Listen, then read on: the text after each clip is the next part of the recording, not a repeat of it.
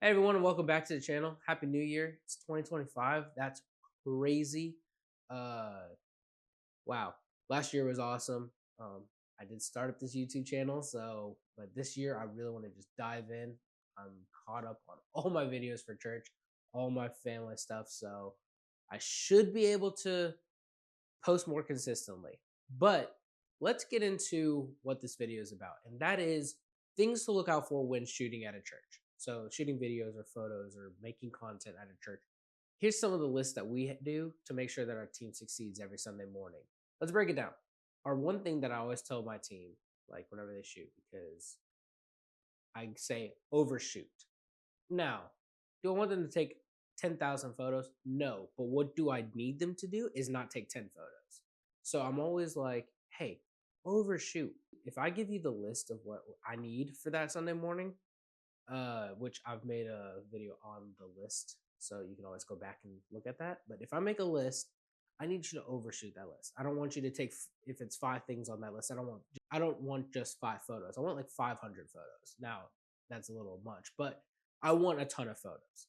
I don't want to feel like I don't want to look back into Lightroom and be like, "Ooh, you only took 10 photos." That has happened before, where and out of those 10 photos, I was only able to use like one or two. So therefore, that's not even enough for social media. Yeah, I could post one photo for social media, but we like to capture the whole Sunday. So whenever we are saying overshoot, I want you to overshoot the Sunday. I want you to come back. My team is really good now at getting me.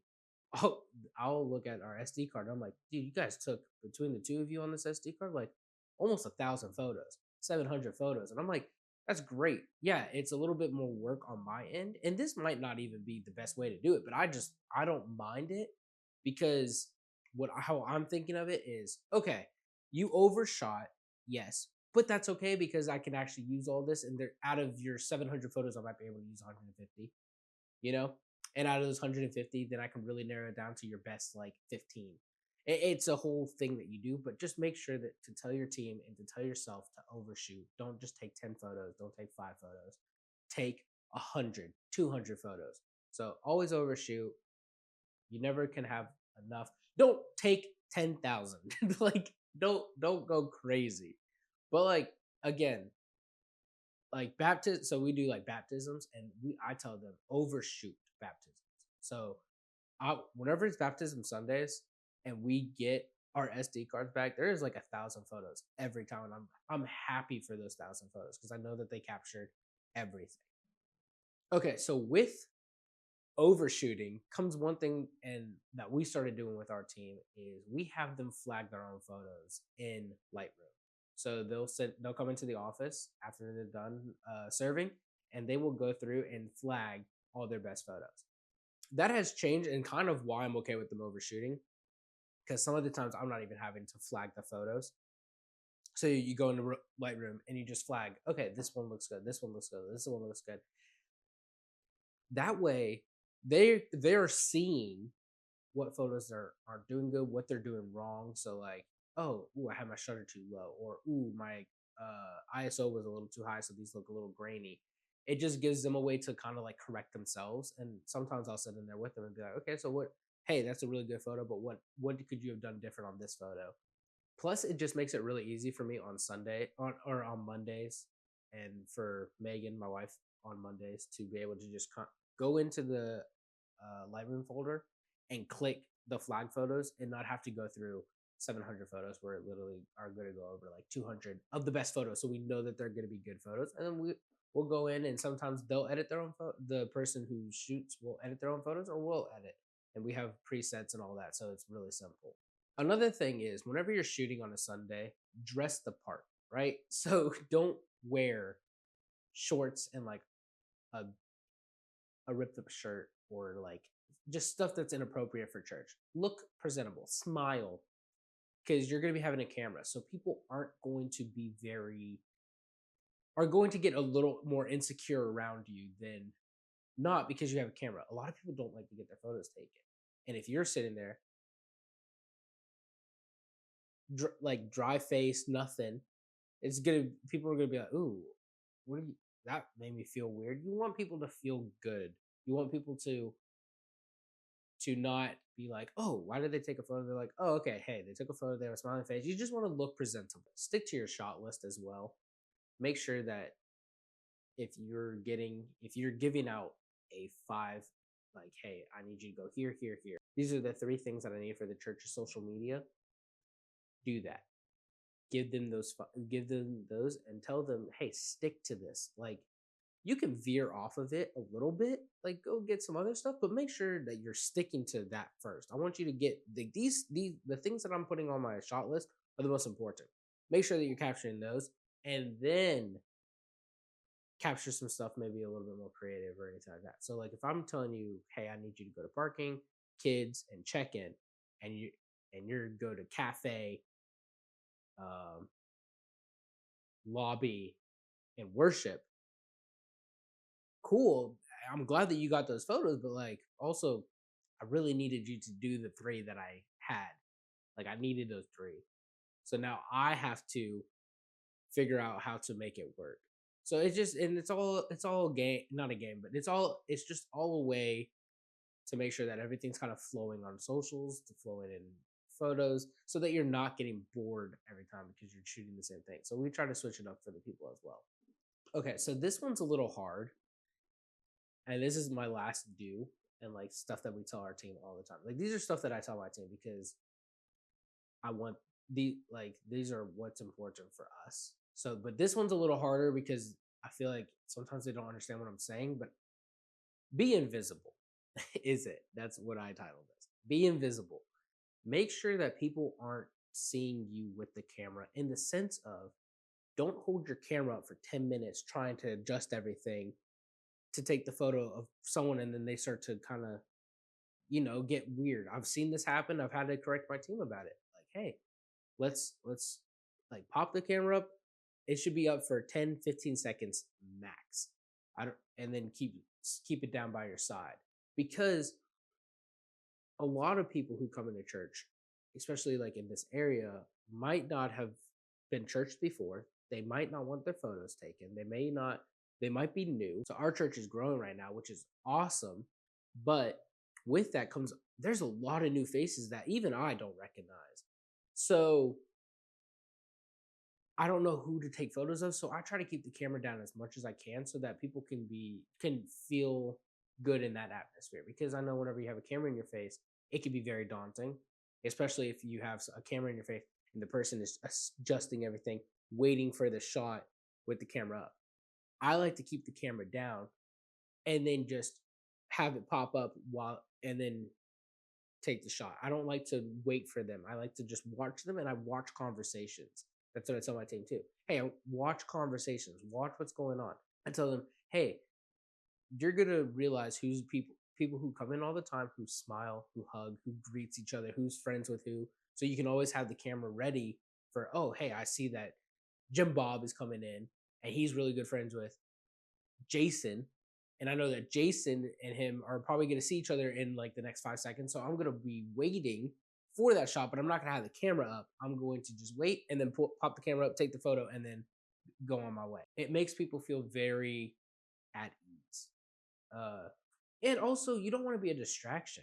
That's like a big thing, which that will probably be in my don'ts. But you don't want to be a distraction. You don't want people, if someone's conversing with someone else, you don't want to be like this distraction. Like, you don't want to make people feel awkward because you don't want to make people feel awkward because you don't want people to have a bad experience at church and blame it on, oh, well, that person had a camera on my face the whole time.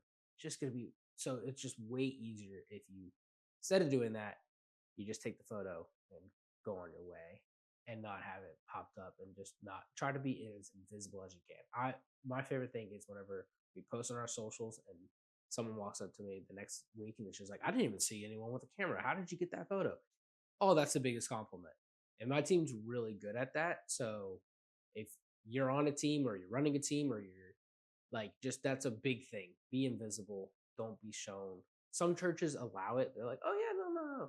My church, we just don't want that because, again, we're trying to give people a good experience and we just don't want to be a awkward or a distraction. So, yeah, that's That's a big one. That's probably one of our biggest ones out there is just don't be a distraction. So therefore be invisible with the camera. Okay. So yeah, I kind of hinted at it, but here's some of the don'ts. And the first one is don't be a distraction. I kind of already went over this, but you just don't want to take people out of anything. If someone's worshiping, you don't want to get in their face and take the photo because you want, if they're having a connection with God or with people or anything like that, you don't want to pull them out of that by capturing the perfect photo. I'd rather miss 1,000 of the perfect photos if it means that someone's getting closer to God in the sense of, oh, they needed to talk to someone and I can see that they are in a deep conversation. I'd rather not get that good photo of them praying or the person's crying and they're hugging each other or anything like that. I'd rather not get that photo and have them have a good connection and learn more about God than get that good photo. Now, if you can sneak and get the good photo, get the good photo. But if you're like, ooh, this is gonna be kind of more of a distraction to get this thing, don't do it. One of the things at my church that we don't do is we don't walk down the aisles while church is happening with the camera. I don't want to pull. It goes back to everything. Kind of goes back to don't be a distraction. But I just don't want to rip someone out of an intimate moment with God because I'm walking down all taking photos and everything, and they're like, oh, what? They're going to be distracted by me. So we try not to walk down the aisles. We have longer lenses, and we stay in the back against the wall. And luckily, the way that our building is set up, it's really easy that I have like a nice little walk. We have a nice little like walkway around the whole worship center, and I will stay towards that back so that I'm not so that people don't see me with the camera, and I can still get incredible photos, but I just don't walk down the aisles. I don't try. I, my whole thing is I just don't want to be a distraction. I don't want to pull people out of an intimate time with God. Okay. And the last one is don't interrupt people's conversations to get a photo as well. I've seen this and I had to get on to one of my team members because I saw two people were having a conversation and my team member took the camera and interrupted their conversation to get a photo. And I was just like, that's not what we do. If two people are having a conversation, you should not jump in and be like, "Oh, hey, let me get a picture of y'all." That's not cool. You want to be like mindful of what people are doing and you don't want to interrupt conversations. It's not a good look. So don't interrupt conversations to get a good photo. There are times where you might have to interrupt a conversation to get a photo, but you should if you see someone intimately talking with someone else and it looks like it's important, which the conversation that this person did, it looked like they were having a really important conversation. Don't get up all in their grill. Just let them be. Again, the shot, you don't need the shot. The shot's not important. People's connection to God is. So yeah, so that's what I tell every new Dream Team member that comes in on our team. These are the lists that I give them. This is what I tell them to do because I have found that it has helped us in so many ways. It has made their serves way easier. They know what I'm expecting from them, and it just makes it so much easier for them. So these are just what we do. It sets this standard of excellence that we are striving for on our team. So yeah, these are some of the do's and don'ts though. Let me know in the comments of some do's and don'ts that you have at your church that you whatever you're shooting. Don't forget to like, subscribe, and hit that notification bell. But like I say here, don't forget to learn, create, and inspire, and I'll see you in the next video.